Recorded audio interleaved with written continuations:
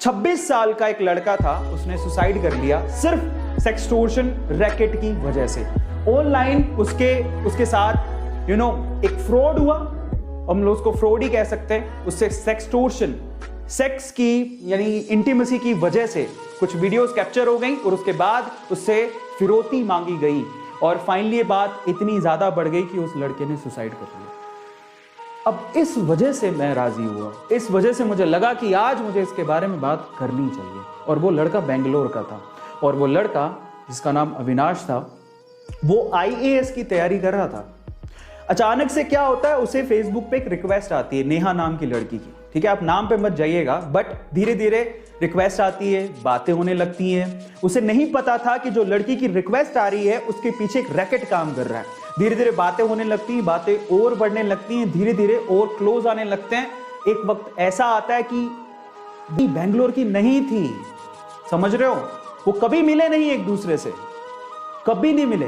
वो बेंगलोर की थी ही नहीं, कभी मिले नहीं, सिर्फ मोबाइल पे ही बातें हो रही हैं। धीरे धीरे पर्सनल नंबर शेयर हो गए, फिर धीरे धीरे उन्होंने वीडियो कॉल शुरू किए, वहां से इंटीमेट चीजें शुरू हो गई। और एक वक्त ऐसा आया जब उस लड़की ने इंटीमेट वीडियोस शेयर किए, उस लड़के को बोला कि तुम भी इंटीमेट वीडियो शेयर करो, तो गलती वहीं हो गई। उस लड़के ने बिलीव कर लिया और उस लड़के ने इंटीमेट वीडियोस, लाइव वीडियोस जो भी था, ऐसे वीडियो कॉल्स किए जिसकी वजह से वो फंस गया। वो वीडियो रिकॉर्ड हो गए। कुछ दिनों बाद वो लड़की गायब और लड़की के पीछे जो रैकेट काम कर रहा था उसने अब उस लड़के को परेशान करना शुरू किया। उसने वो वीडियो फॉरवर्ड किया और कहा कि आपने अगर इतने किए तो हम ये वीडियोस आपकी फैमिली को भेज देंगे या सोशल मीडिया पे डाल देंगे। डर के मारे, क्योंकि हम इसके बारे में बात नहीं करना चाहते।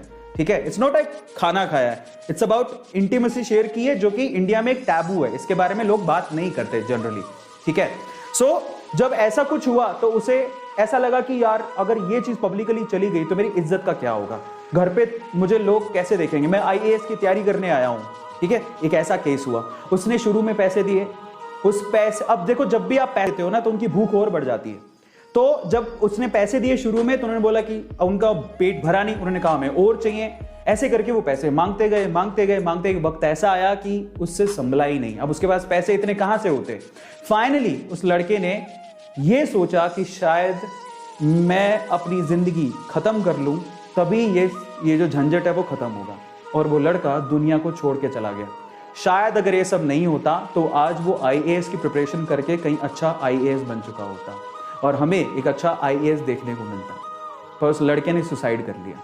बात यहीं तक खत्म नहीं हुई, बात इतनी बुरी, मतलब मैं कहता हूं कि शायद कभी कभार ऐसा लगता है कि इंसानियत पूरी तरह से खत्म ही हो चुकी है। कि फैमिली जिसने अपना 26 साल का मान लड़का खो दिया, वो लड़की फिर से उसकी बहन को कांटेक्ट करती है, पता कर लेती है कि उसकी बहन को कांटेक्ट करती है और उसको बोलती है कि मैं अविनाश को देखे बहुत दिन हो गए, मैं अविनाश की, मतलब बताया कि अविनाश की गर्लफ्रेंड, मुझे उसे देखे बहुत दिन हो गए, ऐसा करके।